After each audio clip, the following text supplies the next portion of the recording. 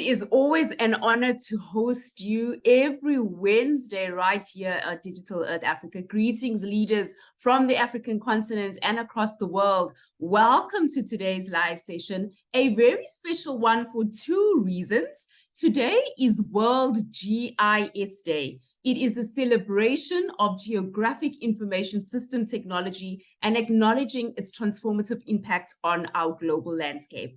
Today, and I suppose every other day, we use GIS to help us analyze Earth's information, inform decision-making, and create a positive impact. We're excited to be celebrating World GIS Day with a very special community of people. Earlier this year, we hosted a live session where we showcased the Digital Earth Africa and YouthMappers Technical Challenge, where we introduced the winners and they got to share more about their projects. Fast forward, our 4 youth mappers have implemented their projects, or their projects have reached completion. And today we're bringing them back to tell us more about their projects, how do things go out, and the final results of it all. I'm super excited to be sharing the stage with youth mappers today. So let's get started, leaders. To introduce or to tell us a little bit more about youth mappers, please join me on welcoming onto the virtual stage the Managing Director of YouthMappers. She's no stranger here at Digital Earth Africa, Marcela Zeblos. Marcela, the virtual stage is yours. Over to you. Thank you so much, Maud. It's incredible to think how quickly time flies. Just 9 months ago, we were announcing our technical challenge winners in January, and today we're learning the outcomes of these projects. It's great to be reunited again on the virtual stage. For those of us joining for the first time, I'm happy to share a little bit about YouthMappers, especially since today we're celebrating 8 years since the launch in November of 2015 on GIS Day in Washington, D.C. So we are a student-led network that includes 384 university-based chapters across 79 countries. And we estimate that the network includes about 5,000 student mappers. These chapters include student members from many academic disciplines, not just geography, geosciences, or geoinformatics. Students with an interest in open mapping bring their expertise and interests and organize activities that generate open geospatial data that can be applied in their academic research, can be applied by local governments and organizations planning for the welfare of communities and the environment, or also used by humanitarian organizations responding to health emergencies and disasters. And through the mapping and research projects that chapters themselves organize, chapters build meaningful relationships with local organizations and fill important data gaps that can improve decision-making. Student contributions to OpenStreetMap and through other open mapping tools and platforms not only expand data availability, but they also enhance the community of contributors that range from first-year university students to individuals well into their careers in the field of geospatial. As a network, we prioritize professional development. So students receive remote training through the YouthMappers Academy. They're able to apply for our fellowship programs to further enhance their leadership and research skills. And we also have a team of regional ambassadors who extend support to chapters through more localized technical capacity building and community building activities, in addition to the YouthMappers Steering Committee. We welcome applications from students in any department of an institution of higher education who want to self-organize and create a chapter on their campus. Details can be found on our website at www.youthmappers.org under the participation tab in the main banner. And you can also find us on Instagram, Facebook, YouTube, LinkedIn, and Twitter. And finally, I really want to emphasize that this partnership has been extremely successful in connecting students from our network and beyond to the resources and skill building opportunities hosted by Digital Earth Africa, especially as many of our students are graduating and moving into the workforce. They're carrying these specialized skills and learning experiences with them into their careers. So a big thank you again to you, Ma, to Ken, to Laura, to everyone at Digital Earth Africa who made this collaboration a success. And now we will hear from these 4 winning projects designed and organized by YouthMappers chapters representing East, West, and Southern Africa. I'd like to start by introducing Michael, who is representing Geo YouthMappers at Makerere University in Uganda with the winning proposal titled Identifying Deforestation Hotspots over the Budongo Central Forest Reserve using the Digital Earth Africa Soundbox. I pass it over to you, Michael. Thank you so much for the opportunity to showcase the findings of our study. Central Forest Reserve here in Uganda. We are going to have an overview, general overview of the project, what it was all about, etc. We'll look at the team members, then I'll run you through the methodology, then we'll discuss the results before concluding the presentation. What you're seeing in the image is actually the team that participated in this project. So we, according to the Global Forest Watch, Uganda's forest cover declined by over 23% just in a span of 20 years. And in terms of acreage, we discovered that over 3 million hectares were lost in a span of 25 years. And this was reported by the Ministry of Water and Environment. So with our project, we decided to determine the proportion of the Budongo Central Forest Reserve that has undergone deforestation. And this is the largest natural forest in the country at the moment. That means it's a key contributor to the national ecosystem. So monitoring and controlling of deforestation, especially in the face of the current global climate crisis, becomes a very important endeavor. And for high biomass areas like the Budongo Central Forest Reserve. So we used Earth observation because, first of all, it's cost effective, and we were also able to obtain data at large scales. But also very importantly, I thought I would mention that we also looked at the community forests around the Budongo Central Forest Reserve because these currently are facing too much pressure from the local communities, and these forests harbor endangered species. There are lots of chimpanzees in these community forests. So for us, we were worried that we could recognize the extent of their deforestation when it's maybe too late for authorities to mitigate the effects.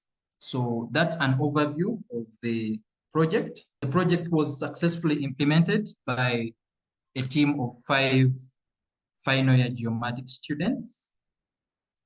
And there we are. I happened to be the project manager. This is where we operated. It's in Midwestern Uganda. And the forest spans over 4 districts as visualized in the map shown. Is how we executed the project. We started with training sessions, and the training sessions basically covered 3 things. We had a deep dive into the Digital Earth Africa Sandbox. We learned basically how to do image analysis using codes. Then we had a session on considerations for image analysis. Here we were able to identify which indices are best for assessing forest cover loss. And then we also looked at the best practices of mapping from satellite imagery. How can we achieve the most optimum results? So after those 3 training sessions, we then did the analysis. That's the remote sensing stage. This was purely done in the Digital Earth Africa Sandbox, but we also used ArcGIS to support our analysis. Then we got remote sensing derived information, which we validated through ground surveys to the forest reserve. And then we disseminated our results and closed. The image on the slide shows us in field during one of the validation expeditions. It's a summary of the methodology. Basically, the processing was done in Digital Earth Africa Sandbox. The visualization was done in ArcGIS, and then we had field surveys for validation. Our main focus was on the main block.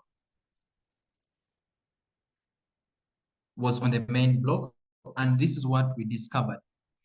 We discovered hotspots, especially along the edges of this forest. And in the image that we have displayed, you will see at the top, if you look at the satellite image that we're using as a background, where you see green, where you see sorts of green, that's sort of a moderate rate of deforestation.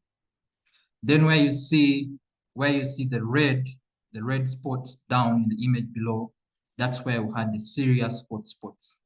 So along the main block, we discovered too much forest cover loss along the edges. These are results that we discovered from the community forests. As you can see, the degradation was really too much. We zoomed into one of the areas where hotspots were reported. Then we overlaid that against the satellite image, and as you can see here, on the top left corner, this area has actually been cleared. If you're to compare it against the satellite image, that was during the validation. That's what we discovered. So when we zoomed to a few samples of hotspots, this is what we discovered. Image number 8. I'm referring to the top right corner. Yes, exactly there. So there we discovered logging beds where we at one of the hotspots. A few challenges that we faced. One was the sandbox kept crashing during the analysis because perhaps our area of study was very big, so it kept crashing during the analysis. So we think it would be best for this issue to be resolved such that the sandbox for larger spatial analysis. Then we also used Landsat, which is at 30 meters, which has a resolution of 30 meters. So maybe if within DE Africa we could incorporate high resolution imagery, we believe we would be able to detect even microsite changes in forest cover. Currently, we are engaging as many stakeholders as possible. We wrote to the Office of the Prime Minister of Uganda.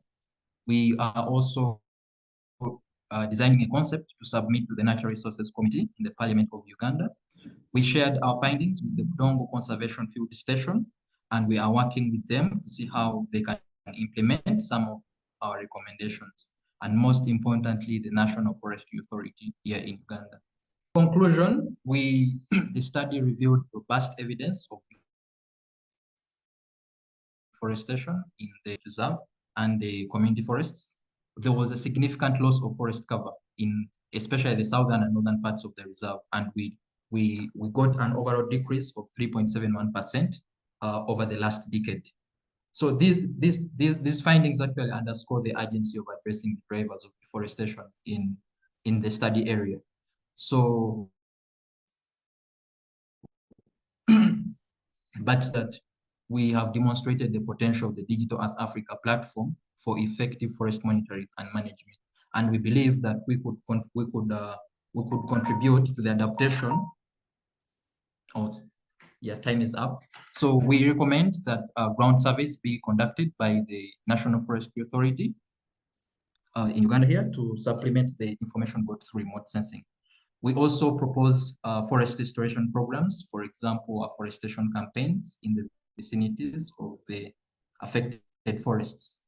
Then we propose that further research should be conducted to point out what the drivers of deforestation are over our target landscape. That's us at the Budongo Conservation Field Station in the Budongo Forest. Thank you so much. Thank you so much, Michael, for sharing these details about the project. It was incredibly successful. And next, I'm happy to introduce Momo, who is representing YouthMappers Technical University East at Eastern Technical University of Sierra Leone in Sierra Leone, whose team designed the project titled Mapping Rural Water Resources and Flood Risk Areas. I hand it over to you, Momo. YouthMappers at the Eastern Technical University. And yeah, so we have a content, and this morning we're going to talk about summary methodologies, results and findings and recommendations, and the impact. Yeah, so this is the study area map where we conducted our research in 4 localities within the eastern region of Sierra Leone.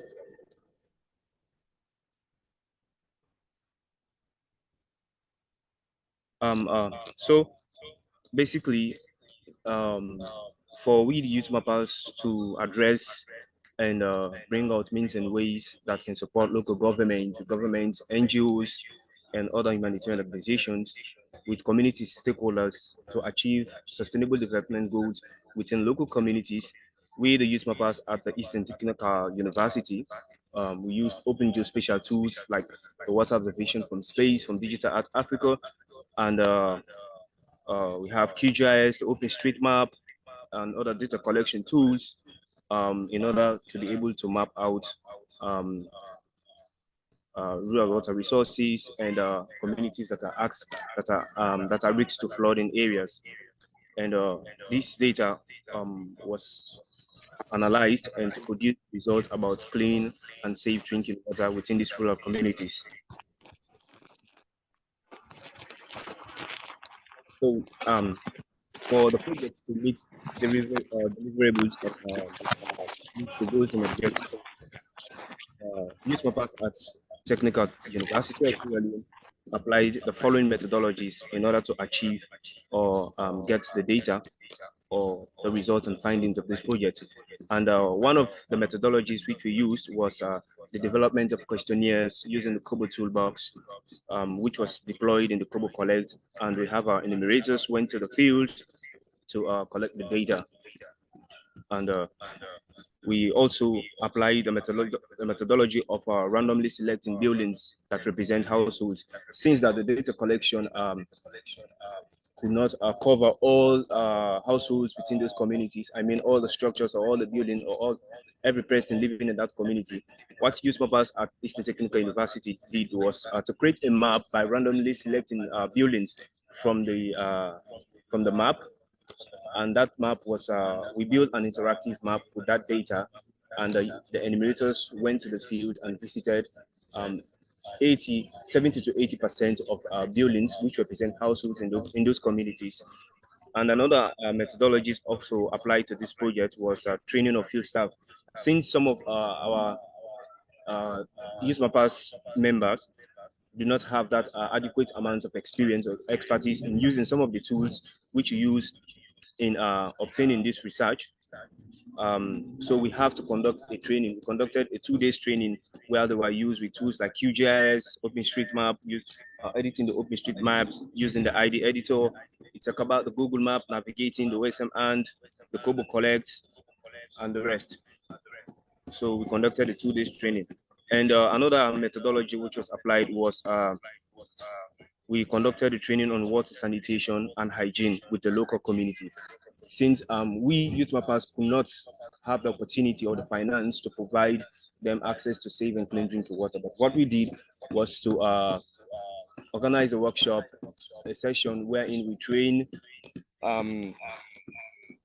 local community members who participated in the workshop to have a scope on an idea about water sanitation and hygiene practices. And another methodology also applied was data analyzing. Data was analyzed using QGIS, the Quantum Geographic Information System, the Digital Art Africa's water observation from space, and statistical analysis, data analysis using the Microsoft Excel. So as we can see, the photo credits, We have the QGIS, which was used. You can see the water observation from space. You can see our training session. You can see the Kobo Collect, Kobo Toolbox.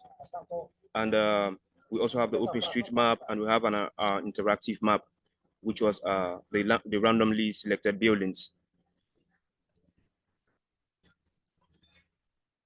So implementing this project, we had series of results and finding a huge data set with regards to water resources and flooding in these rural areas. So this data can aid organizations, NGO, or stakeholders in implementing sustainable development goals with regards to access to clean water or mitigating strategies to flooding areas.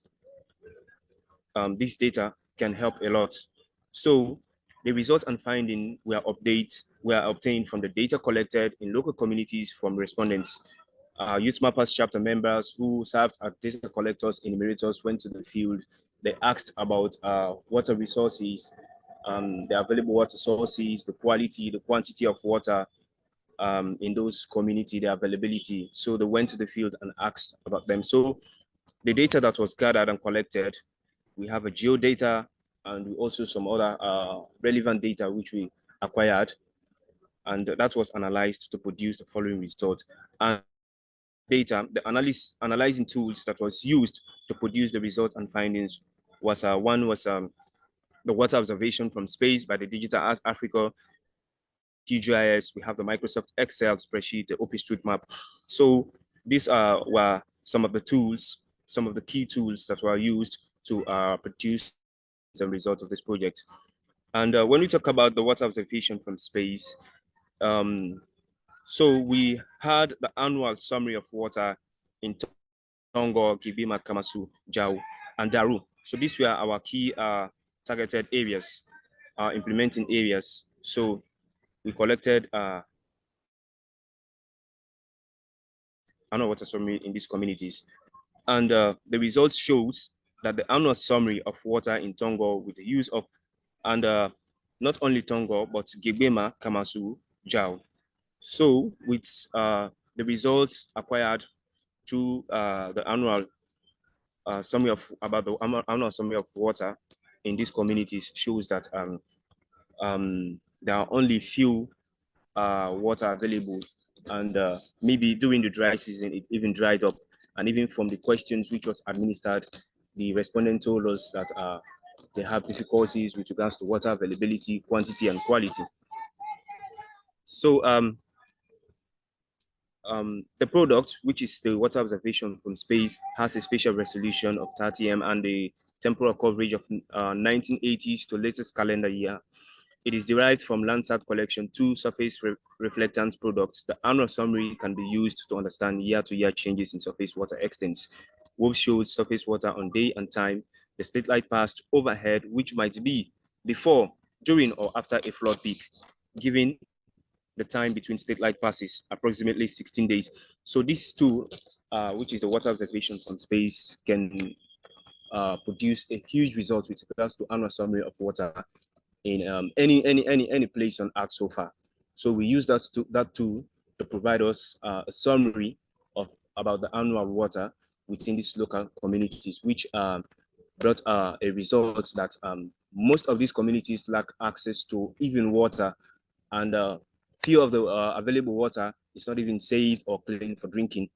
So also we talk about Daru. If we can see from the pictures below, you can see Daru. You can see Daru here. You can see Daru written there, Daru. So Daru is a community frequently affected by flooding, more especially during the rainy season. So you can see from the data being analyzed using the WOBs, the water observation from space, that Daru has excess or permanent water bodies within this community, which whenever there is huge amount of flooding, of rainfall, it causes a lot of flooding in this region, in this around these areas. So the only means or ways to protect this is by providing mitigation strategies or plans to be able to protect these communities from flooding. And we can see the other towns that like even Kamasu, you talk about Kamasu, Gigbima, Jau, you cannot even see a presence of any water, because the blue, as you can see, as we all know, that blue represents water, and you can see from them that there is in any permanent water bodies in these communities. For example, for the first one, which is Tongo, you can see some amount of permanent water bodies, but believe you me, if you go to these communities, you yourself, before even administering questionnaires, you can see that these places lack clean water, and it is not safe for drinking.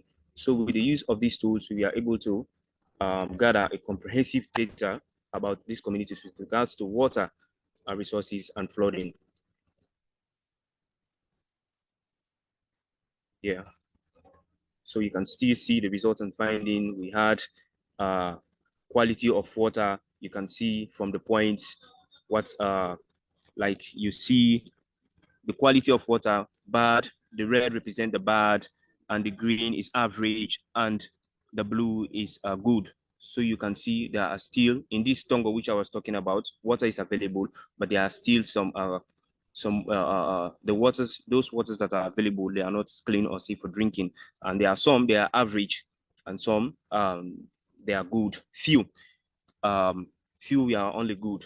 So you can see also a statistical analysis using Excel down, which tells you much about how this data represented in this map, I mean in QGIS, developed from QGIS, it can be able to interpret what this data in QGIS tells you much about. So because of time, I cannot be able to present like all the findings and results, but if anyone wants to get a copy of it, we have it, and it is available because it is a data set and we want to share it. Maybe people can come to the aid of these local communities. And so these were our possible recommendations, which there are many, but just listed a few here. And some of the recommendations we want to assume with regards to assisting or implementing development in these communities is, one, with regards to water availability, is to implement water conservation measures such as harvesting and grey water recycling to maximize, harvesting rainwater and grey water recycling such as to maximize water availability. Then two, also with regards to water quality, is to implement wash facilities, education, and enhance proper sanitation and hygiene of water. Then three, also water quantity, we conduct regular assessment of water resources, determine sustainable water withdrawal limits. With regards to flooding, the recommendation is to improve rural planning to minimize the impact of flood as constructing flood resistance and infrastructure and avoiding building in flood-prone areas. So these were our possible recommendations. So these are some of the impacts which we believe our project is immensely contributing in these local communities. One is with regards to water resource management.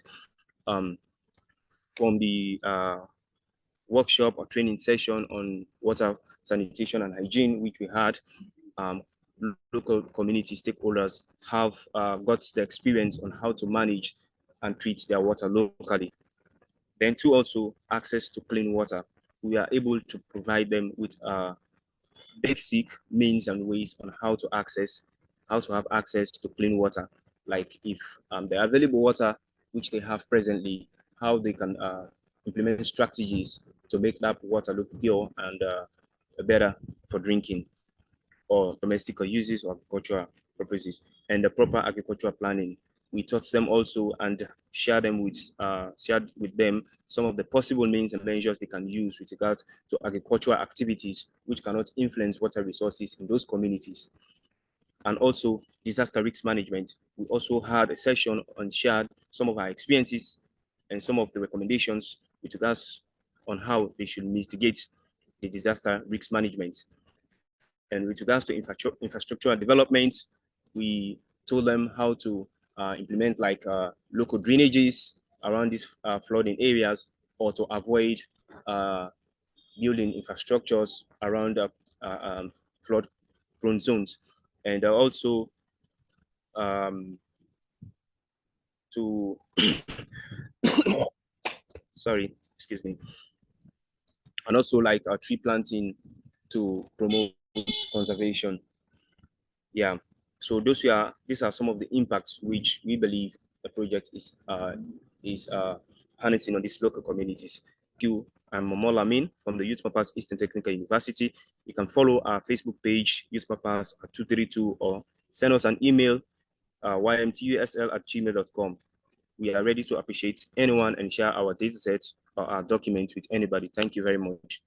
For our next project, Joseph Walwa was unable to join us today, but his chapter, the YouthMappers chapter at Jordan University College in Tanzania, designed a project titled GIS Application in Selecting Suitable Sites for Wastewater Treatment Ponds, a case of Morogoro Municipal in Tanzania. For this project, chapter members used the Digital Earth Africa platform to select suitable sites for the construction of wastewater treatment ponds. Urban wastewater management is a major environmental problem locally, and the study area included popular areas where residents deposit wastewater that leaks into the ground.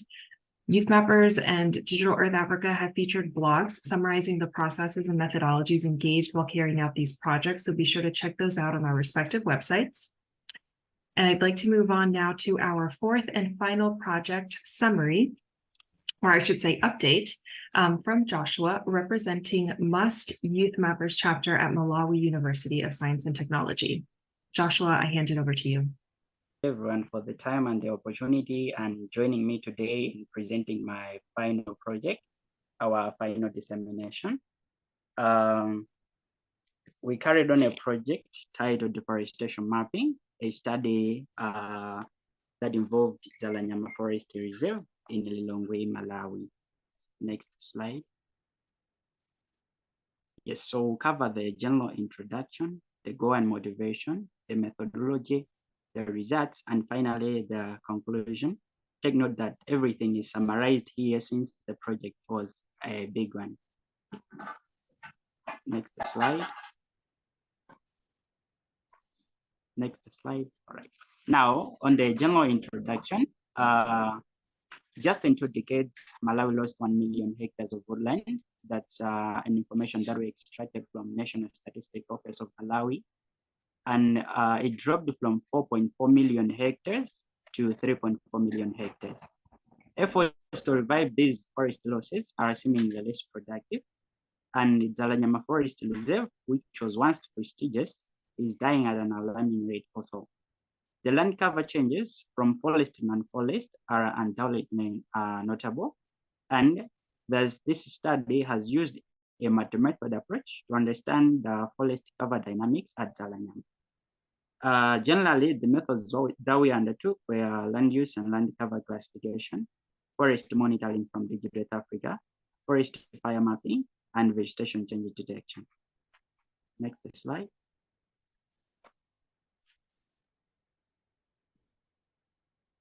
On the motivation and the goal, what motivated us is that negative forest cover changes are neglected, but possible implication for the implementation of Malawi Vision 2063 and significantly jeopardizing sustainable development goals, that's SDG Goal 15.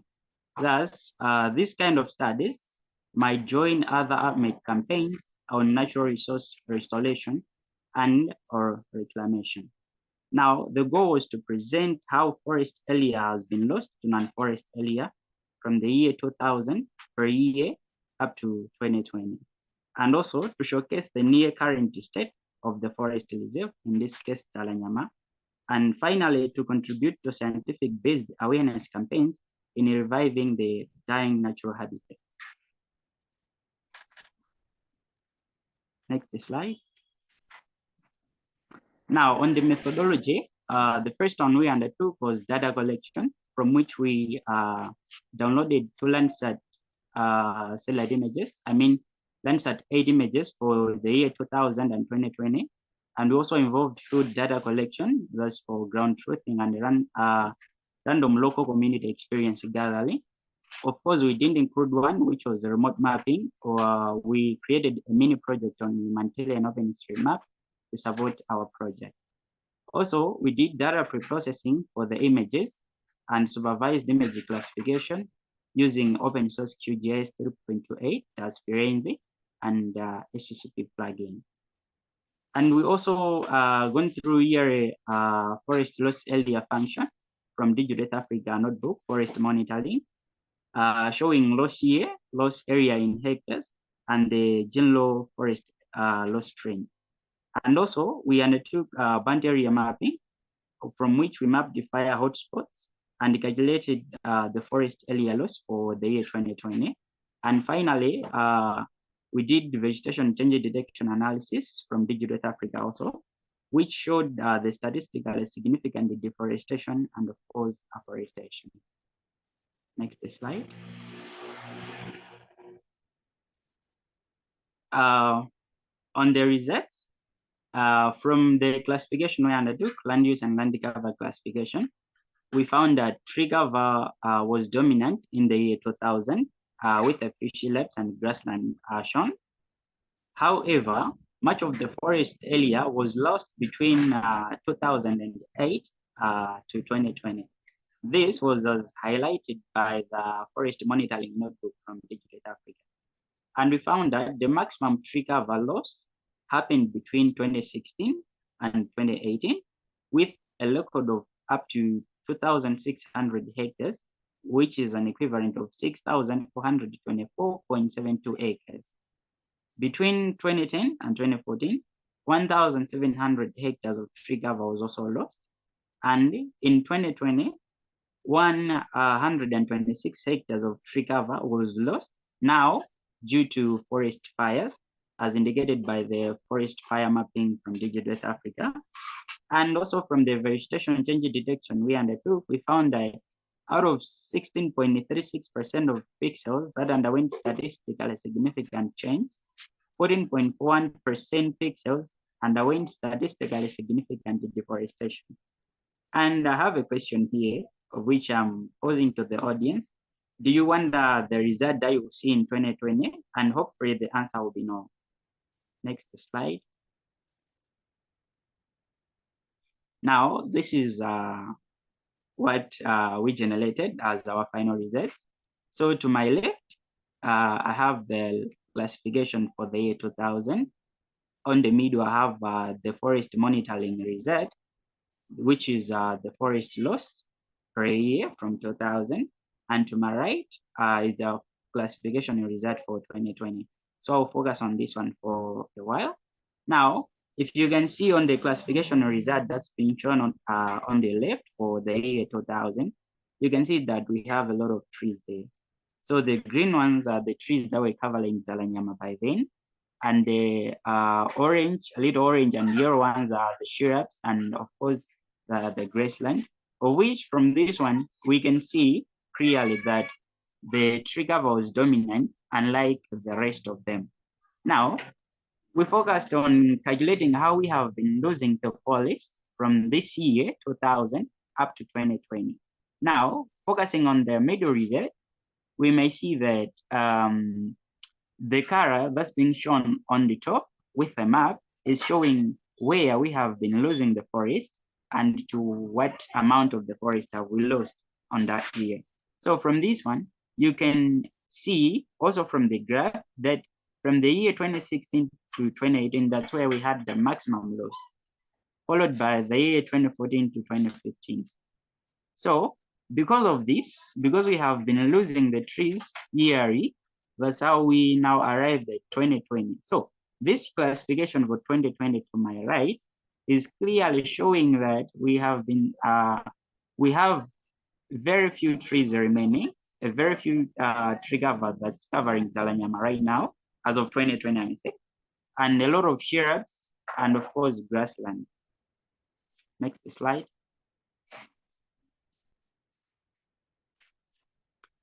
Next slide, please. Yes. Now, from the burnt area mapping and vegetation change detection, this is what we found. No, previous slide. Previous slide, please. Yes. So from burnt area mapping and vegetation change detection, this is what we found. No, on burnt area mapping, sorry, burnt area mapping.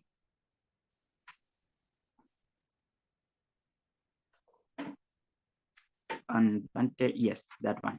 So from the Bantu area mapping, we found that 120 hectares of trees was lost. That's as the result shows.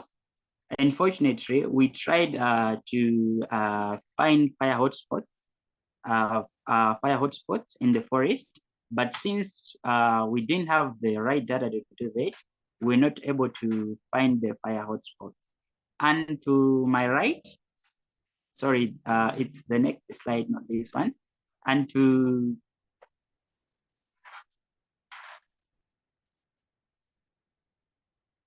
yes, and to the right, you may see that the one that's indicated in purple and with yellow highlights, that's the statistically significant deforestation that was found in Zalanyama. So you may see that from the year we calculated this, as 2013, there has been a lot of statistically significant deforestation as found by the Digital Earth Africa's Deforestation Monitoring Notebook. Next slide. Next slide. Yes, so this study has been insightful.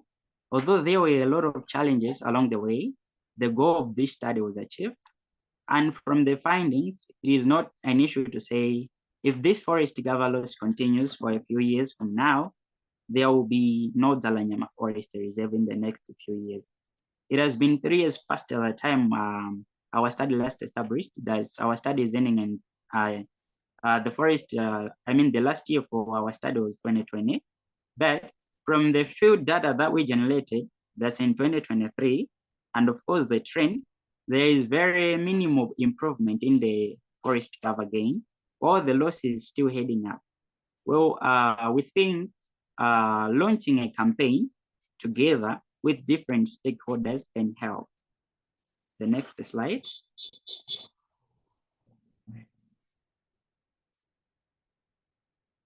So these are the references from which we established some of our study components. And also, I would like finally to acknowledge Digital Earth Africa for the support we've been in. My team, Mass Youth Mappers, since they've been there, it was quite challenging since a lot of them don't have the background, the GIS background. So they were there with me, learning and applying what we have learned. So it was quite a challenging journey to balance the academic way of life and implementing this project. So these images are showing some of my project team, and of course, us in the field when we're doing our data collection. Our study hasn't been published yet, but I hope you read it since it's quite huge. So I hope you read and you enjoy reading it after it's been published very soon. Thank you so much for the support and thank you for everything, Joshua. Thank you, Joshua, and thank you, awardees, for updating us today on the outcomes of your analysis and resulting recommendations. It is truly inspiring to see your work and contributions that can enhance global campaigns centering conservation and water resource mapping on the African continent. And a big thank you again to Digital Earth Africa and Reese for the opportunity to collaborate and support university students of the YouthMappers Network. I will drop our contact information in the chat. Thanks again, and back to you, Maud.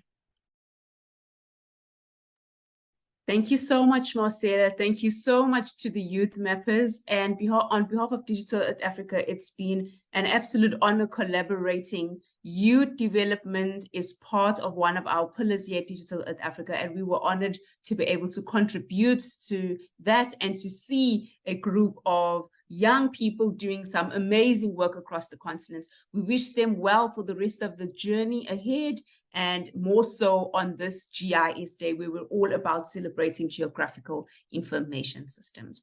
We love connecting with our audiences from here and across the world. And on the screen now, I'm going to show you the ways that you can do so for both organizations in terms of our websites, digitalearthafrica.org and youthmappers.org. We're both on Twitter, LinkedIn, as well as YouTube by the same name, Digital Earth Africa, as well as YouthMappers. And then, of course, you are YouthMappers, and you're also on Facebook and Instagram by the same name, Digital Earth Africa. We host these live sessions every Wednesday of the month here at Digital Earth Africa at 11 a.m. GMT0. We alternate between English and French. Today it was in English. Next week it is going to be in French. And so if that's your preferred language, you're more than welcome to join us next week at the same time, where we will host a similar live session, but on a different topic. Thank you so much on behalf of Digital Earth Africa to all the youth mappers who came and supported your fellow peers, to our youth mappers, Michael, Momo, Joseph, as well as Joshua. It was an honor journeying on this venture with you. We wish you well for the rest of the journey. Let us not be strangers to each other. We want to hear updates on other projects that you happen to go on where you use GIS and Earth observation data. So please do keep us informed. And to you, if you prefer a session in English or French, we'll see you next week for the French one and in 2 weeks for the one in English. And until then, please take care and be safe. And depending on where you're joining us, across the continent and the world, have yourself a very good morning, a good afternoon, a good evening, and a good night. Until next week, take care.